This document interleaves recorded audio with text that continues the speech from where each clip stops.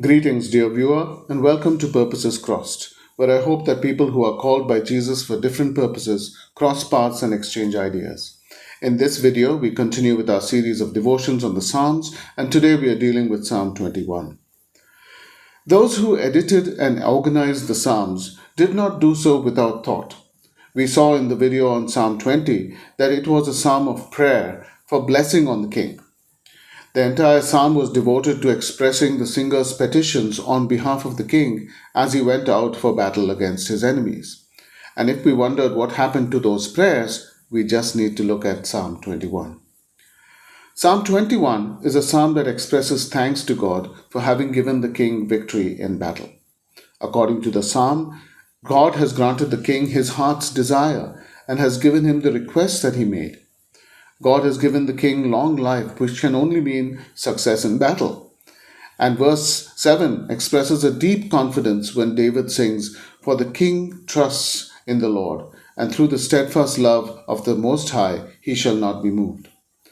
The stability of David's kingdom and the security of his reign are dependent only on the steadfast love of God.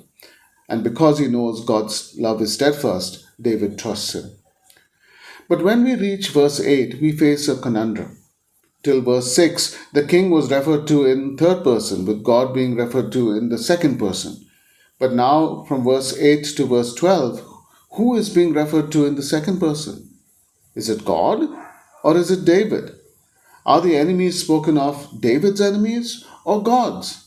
Indeed, only in verse 9, with the reference to wrath, is it clear who is active, and in this case, it is God. There is nothing grammatically that would make us conclude that verses 8 to 12 refer either to God or to the king, and I think the ambiguity is intentional.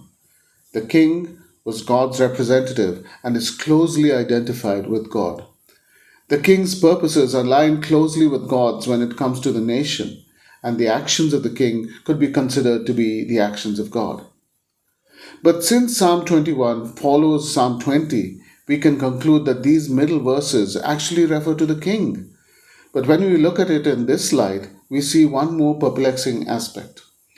Even though Psalm 21 is some sort of response to Psalm 20 and announces that the petitions of Psalm 20 have been answered, there are more battles ahead.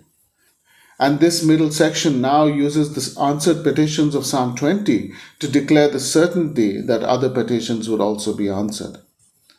I doubt that any viewer would ever be a king of a nation with the accompanying high stakes issues, but many of us are in positions that carry responsibilities. And in these situations, we face all sorts of difficulties. What are we to do when facing such insurmountable difficulties? We are to pray for success, as we are taught in Psalm 20.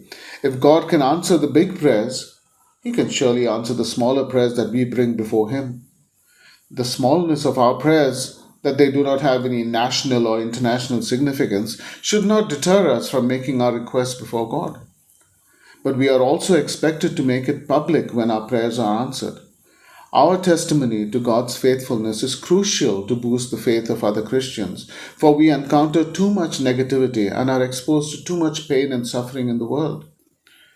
Testifying to God's faithfulness brings a ray of light into the darkness and rekindles hope in situations where hope has been or has all but been snuffed out. But more than that, we are taught to use the past faithfulness of God in answering our prayers as reasons for confidence that He will answer our prayers in the future. It is easy, you see, when facing difficult situations, to allow ourselves to be overwhelmed. And when we get overwhelmed, one of the first things that flies out of the door is our remembrance of God's actions in the past. Psalm 21, following Psalm 20, tells us how important it is not to forget. While we must be bold in making our requests before God, we must be equally diligent about remembering how God has come to our aid in the past. And this is when Psalm 21 concludes with the declaration, "We will sing and praise your power."